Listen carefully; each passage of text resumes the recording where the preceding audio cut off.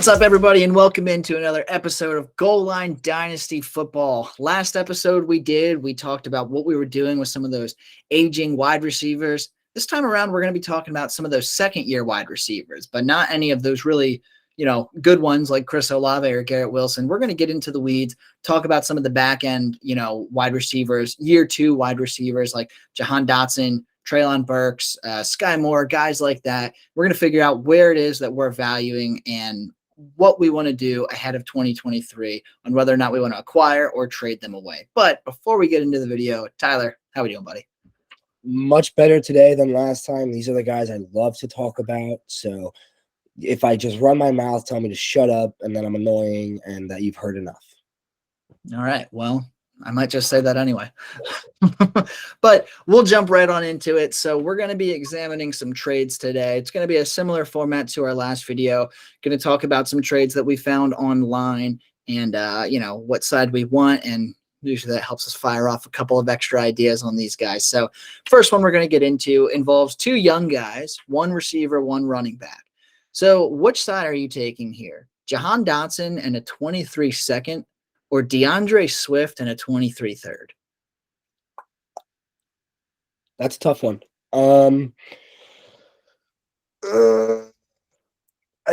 We've already seen that the Lions don't really want to give DeAndre Swift the full workload, and we've kind of seen that he's going to get hurt if they do.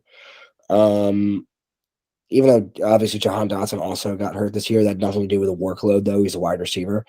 I think I'm going to go with Dotson in the second.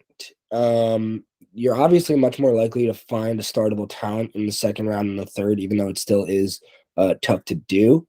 But I do think Jahan Dotson could overtake the wide receiver one role in Washington. I know he's got a terrible spot, and Washington is a wasteland for quarterbacks.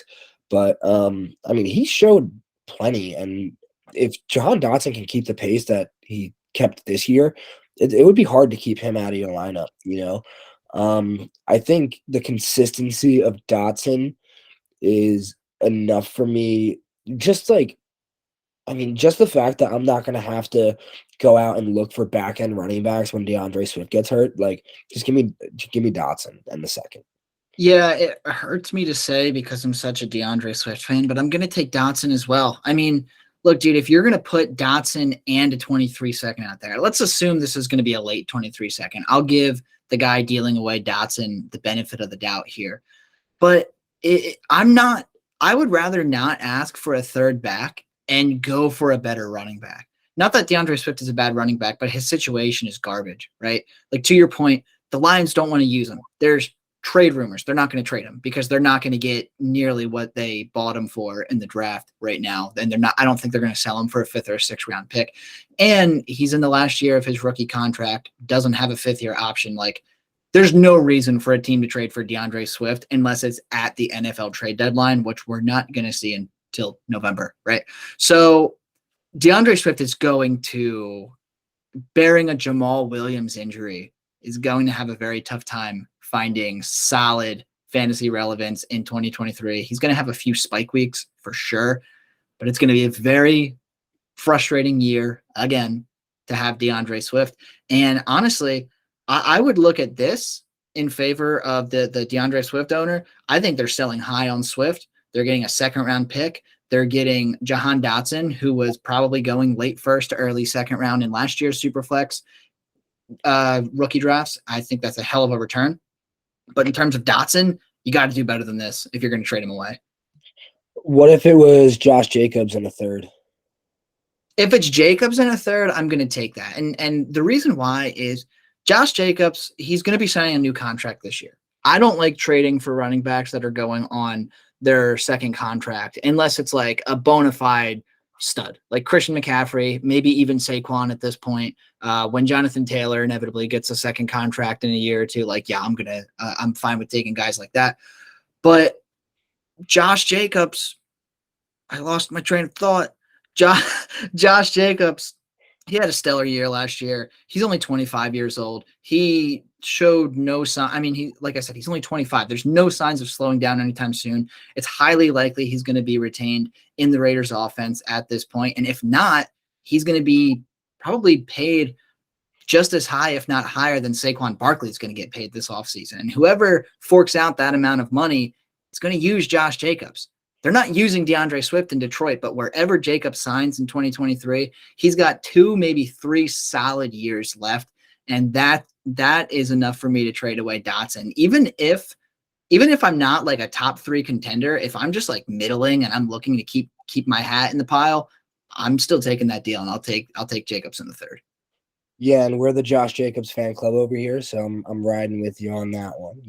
Josh Jacobs won me a decent amount of underdog money, what I really shouldn't have this year, but he won it for me because I drafted him in the 6th round all day long.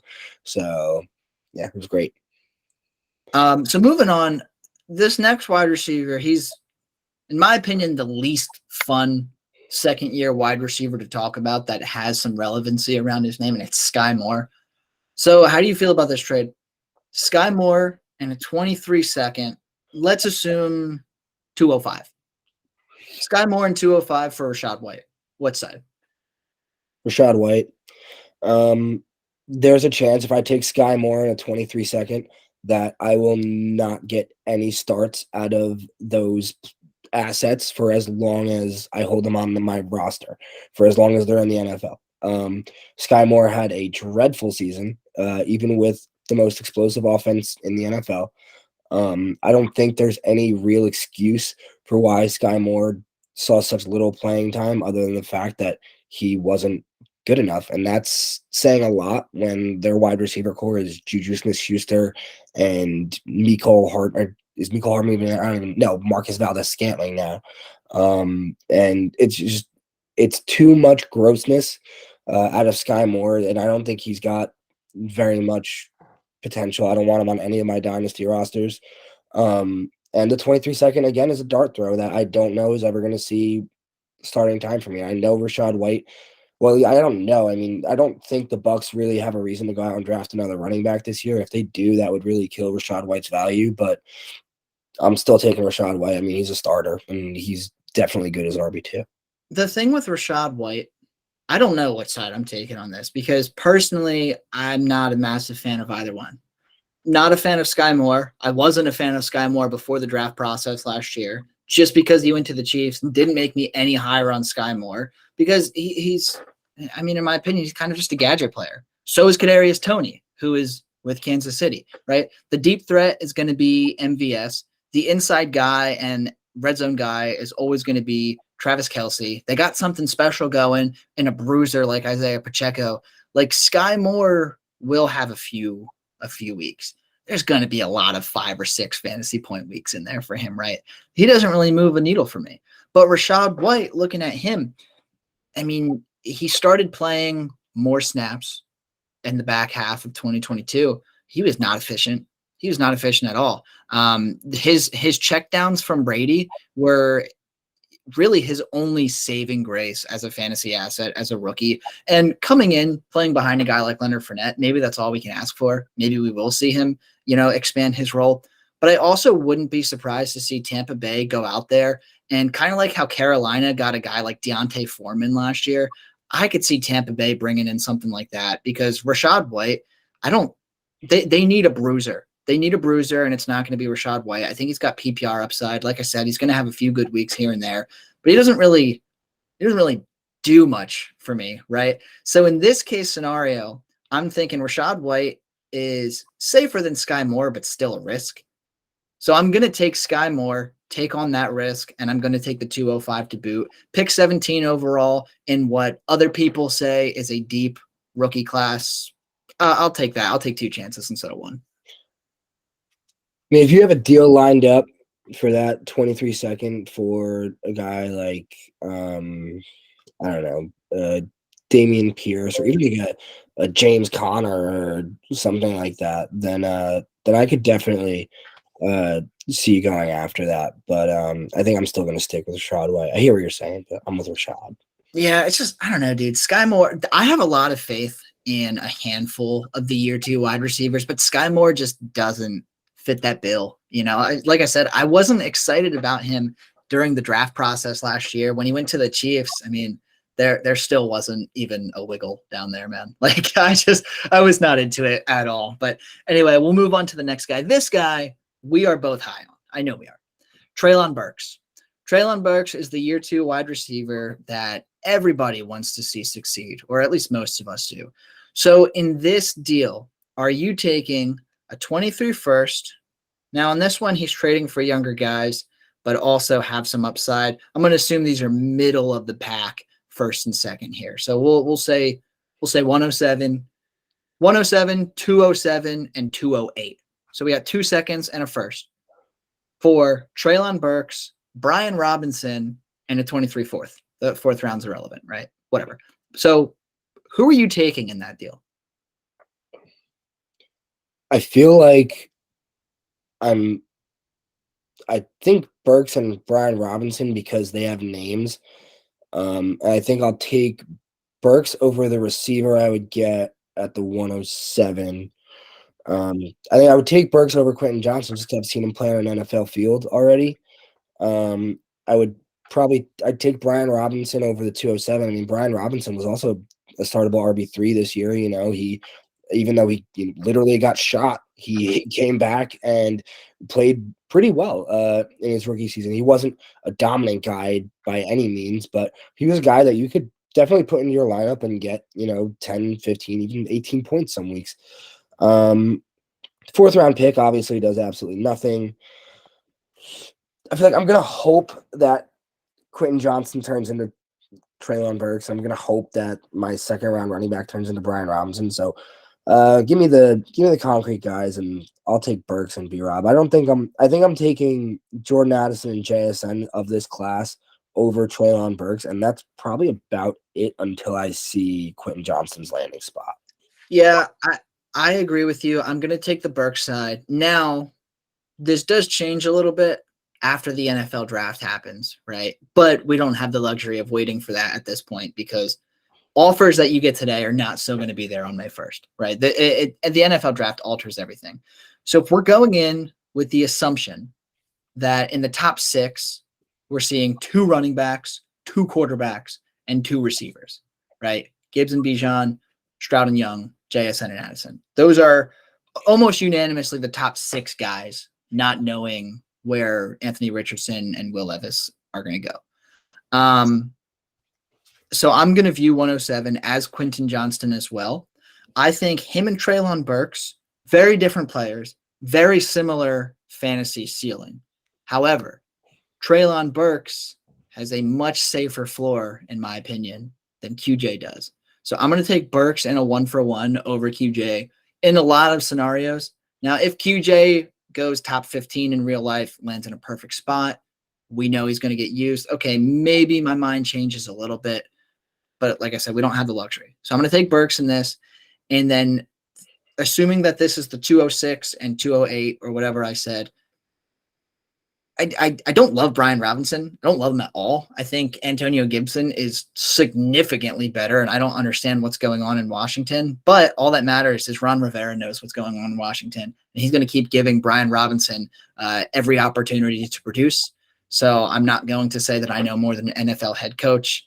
I'm going to take Brian Robinson over those 2 twos. Now, in a 1-for-1, you could definitely tempt me with 206 and 208 for Brian Robinson, but I would rather have Burks over the 107 kind of significantly, right? So I'll take the Burks side.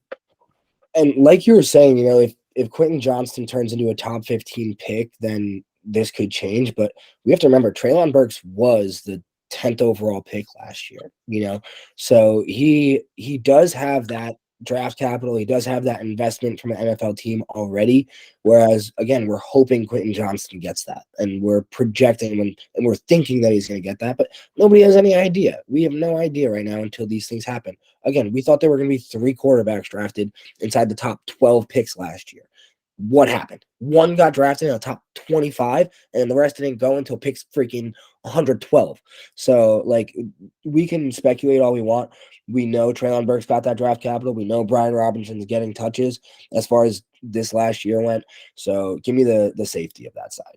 Yeah, I love pointing that out. You know, we can assume things left and right leading up to the NFL draft, but at the end of the day, 99% of the people who are obsessed with fantasy football like we are, we don't know more than NFL scouts. We don't know more than NFL head coaching staffs. We don't know more than NFL GMs, right? We're playing a fake football game and we're assuming fake things until it becomes a reality. And, you know, as much research as we can do and as much help as we can provide, fact of the matter is with this stuff, it's ever changing until those names are called on draft day. So take everything with a grain of salt.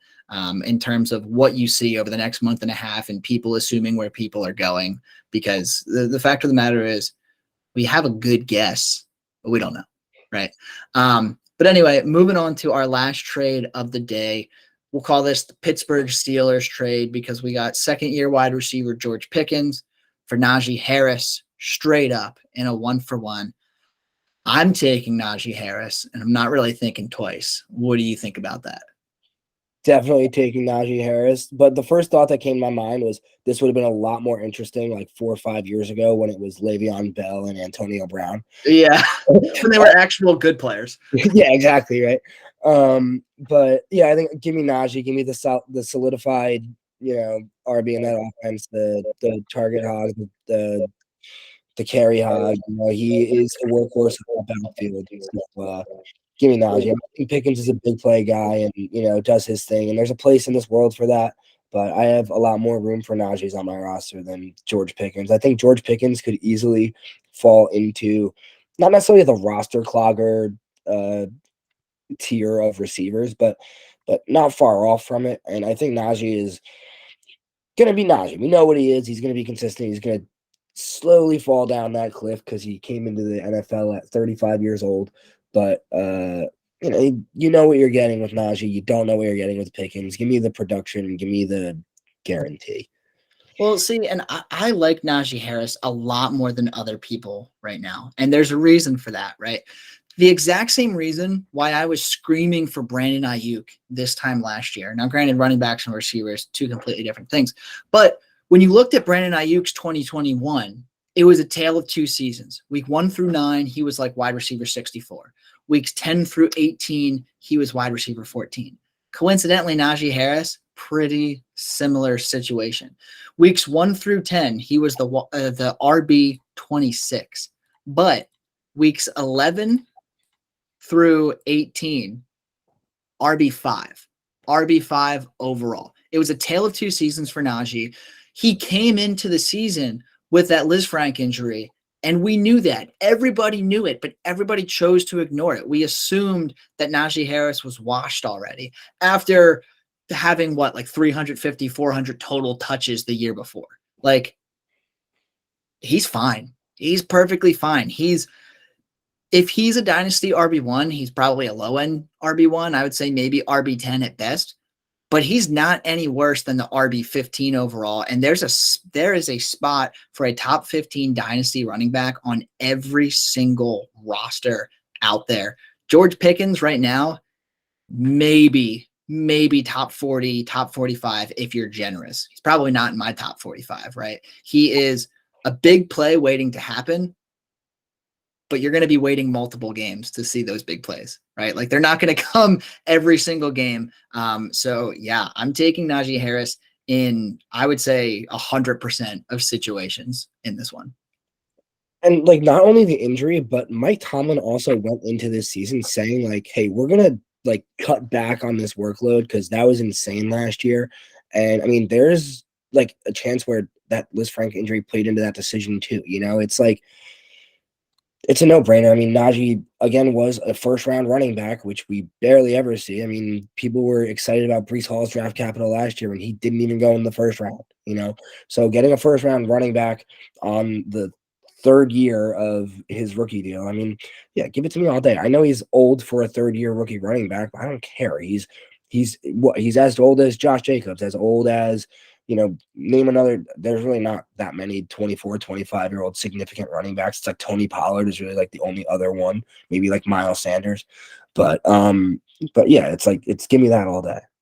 Yeah, and I can definitely see. I mean, like you said, this is Najee's third year?